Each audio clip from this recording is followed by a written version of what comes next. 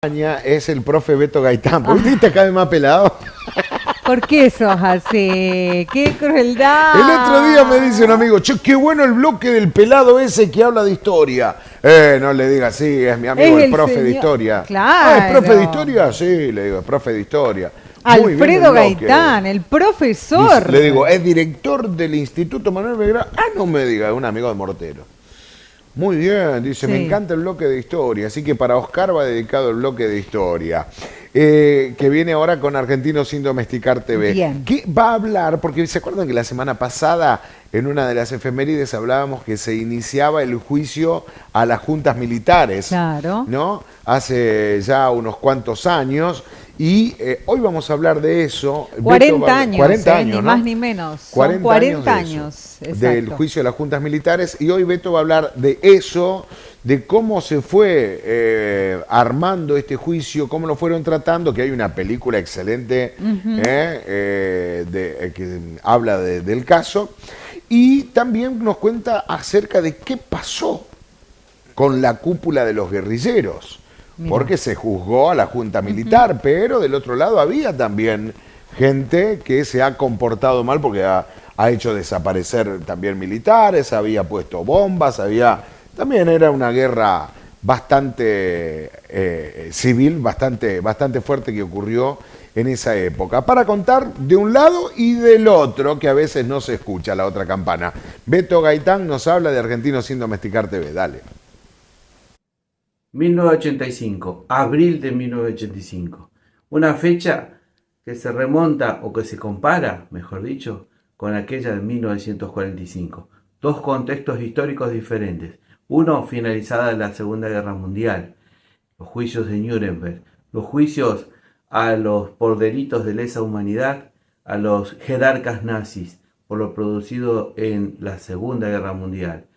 El otro, abril de 1985, la joven democracia de la Argentina llevaba a juicio a los comandantes de las juntas militares y también a los grupos guerrilleros. Argentinos sin Domesticar TV, hoy el juicio histórico, temporada 3, episodio 8. Somos argentinos sin domesticar, somos de acá.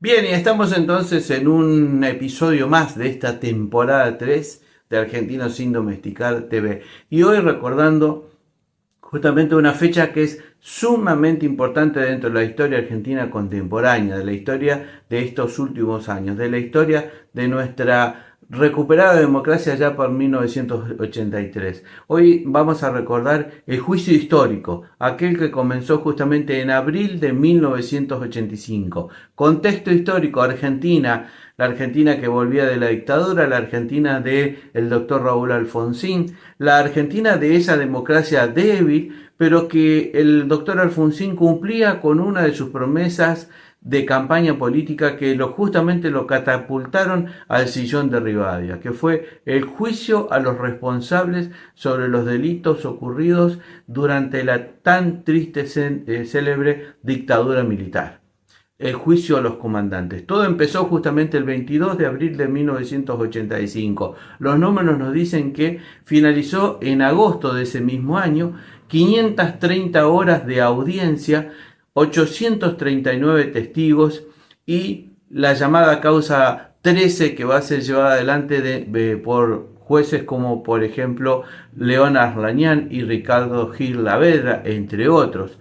El hecho también nos marca que era la primera vez luego de los juicios, de los famosos juicios de Nuremberg, que habían juzgado, como dijimos en la introducción, a los jerarcas nazis por los delitos que habían cometido, por los crímenes de guerra. Nunca más se había llevado al banquillo de acusados a militares responsables por acciones durante sus gobiernos, como era en este caso. Y la particularidad también era que no era una junta, un tribunal de justicia militar que los condenaba o que los iba a juzgar, sino la justicia federal, la justicia que establece el sistema democrático. Por eso fue muy importante. La CONADEP, que fue la comisión encargada de reunir todas las pruebas, porque hay que decir lo siguiente, que estaba presidida justamente por Ernesto Sábato y otras figuras de la vida política, social y cultural de la Argentina, dijimos, se encargó de reunir toda la información. ¿Por qué? Porque los militares en el último año de gobierno pícaramente se autoamnistiaron, o sea, se dictaron un decreto donde se perdonaban por lo que había ocurrido en aquellos años terribles de la última dictadura. Entonces había que reunir toda la documentación necesaria para formar causa, justamente para llevar a derecho, a juicio a derecho, a los comandantes militares. Y así fue como se reunió toda esta información y, como dijimos, 839 testigos se van a presentar con 530 horas de audiencia, y la figura también del fiscal Julio Estraserra va a ser muy, pero muy importante a la hora de en poco tiempo reunir la documentación necesaria para acusar a los comandantes militares, muy poderosos aún en ese tiempo. No nos olvidemos que la dictadura militar no fue solo el producto del accionar de un grupo de comandantes militares, sino que sectores sociales, civiles, políticos y hasta también la Iglesia Católica estuvo involucrada en ese golpe cívico-militar. Esto es un dato histórico. La cuestión es que finalmente van a ser condenados, de los cuales Videla y Macera fueron condenados a reclusión perpetua. Eduardo Agosti, 4 años y 8 meses de prisión. Ernesto Viola, presidente también de la última dictadura, 17 años de prisión. Y en el caso de Eduardo Lambruschini, 8 años de prisión. Grafiña, Anaya, Lamidoso y el inefable general Galtieri, responsable de la guerra en Malvinas, fueron absueltos, en este caso en el juicio a las juntas. Marcó entonces un hito histórico, no solo en Argentina, sino en todo el mundo, que fue reconocido de esta manera. Pero en Argentina siempre hay una vueltita más, una vueltita de rosca más a este tema. En este hecho importantísimo de la vida política, social de la Argentina de la década del 80, de la joven democracia, a 2 años de haberse recuperado la democracia, se lleva a juicio a las juntas militares. Pero en estos tiempos también se discute, se informa, y creo que se sobreinforma y también malinforma respecto a qué pasó con los comandantes militares. Y esta es la parte que unos y otros aún juegan en su tablero político, hacen un juego sobre este tema. Los comandantes militares también fueron juzgados en aquella época, justamente por el decreto 157/83, firmado por el doctor Alfonsín. También los comandantes de las cúpulas guerrilleras fueron llevados a juicio. ¿Cuál fue la particularidad histórica? La particularidad histórica fue que solo fue capturado Mario Eduardo Firmenich, jefe de la tristemente célebre grupo guerrillero llamado Montoneros, de tendencia peronista, de izquierda y de tendencia peronista, y también el exgobernador de la provincia de Córdoba, Ricardo Obregón Cano. Los otros jefes guerrilleros, por ejemplo, de Montoneros, Fernando Vaca Narvaja, Rodolfo Galimberti, Roberto Perdía, no fueron juzgados. ¿Por qué? Porque estaban exiliados y estaban ocultos en el exterior y no pudieron ser recapturados para traer a juicio. Lo mismo ocurrió con Enrique Gorriarán Merlo, jefe guerrillero de ELER. Eran 2 grupos guerrilleros más importantes, no fueron los únicos.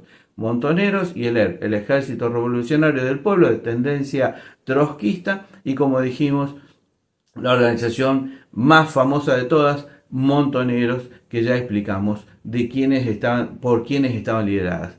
En definitiva, sí fueron juzgados. Firmenich fue condenado a 30 años de prisión y el exgobernador Obregón Cano fue absuelto en definitiva de los delitos que se lo acusaba. El resto quedó en el exilio, quedó en el exterior, hasta que estos delitos prescribieron de acuerdo a las leyes argentinas. ¿Qué pasó en los años 90, cuando se desarrolla lo que se conoce como la época del menemismo, el doctor Carlos Menem desarrolló una política que él la denominó de pacificación, una especie de punto final donde ya había que cerrar las puertas a este dato y convertirlo en un dato histórico y mirar hacia adelante. Ese fue el criterio político que él usó.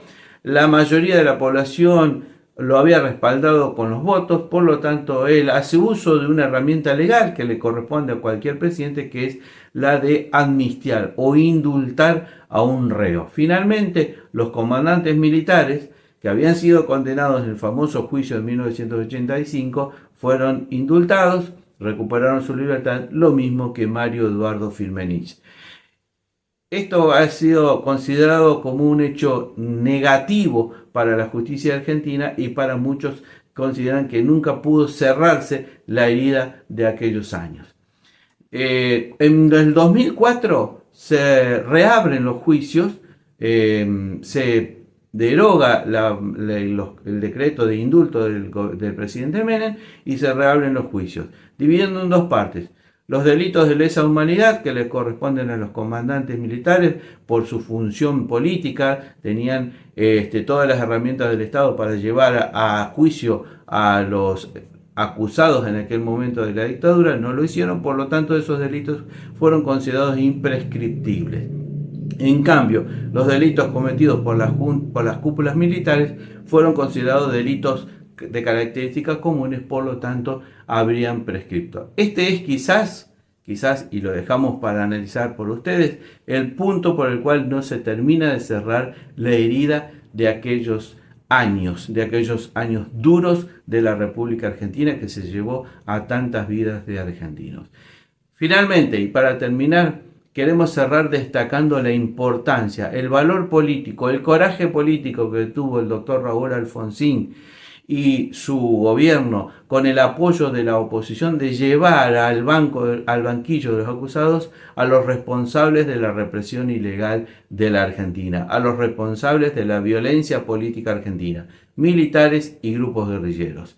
Por eso, para cerrar, quiero dejarles a manera de recuerdo este alegato final que desarrolló el fiscal Estraserra, que es una de las, joyas jurídicas más importantes de nuestra historia contemporánea. De esta manera, escuchando a Julio Estraserra, terminamos un episodio más de Argentinos sin Domesticar TV. Nos vemos el próximo martes. Chao. Este proceso ha significado, para quienes hemos tenido el doloroso privilegio de conocerlo íntimamente, una suerte de descenso a zonas tenebrosas del alma humana, donde la miseria, la abyección y el horror registran profundidades difíciles de imaginar antes y de comprender después. Dante Alighieri, en la Divina Comedia, reservaba el séptimo círculo del infierno para los violentos, para todos aquellos que hicieran un daño a los demás mediante la fuerza. Y dentro de ese mismo recinto, sumergía en un río de sangre hirviente y nauseabunda cierto género de condenados, así descriptos por el poeta. Estos son los tiranos que vivieron de sangre y de rapiña. Aquí se lloran sus despiadadas faltas. Señores jueces, quiero renunciar expresamente a toda pretensión de originalidad para cerrar esta requisitoria. Quiero utilizar una frase que no me pertenece, porque pertenece ya a todo el pueblo argentino. Señores jueces, nunca más. Silencio en la sala. Silencio.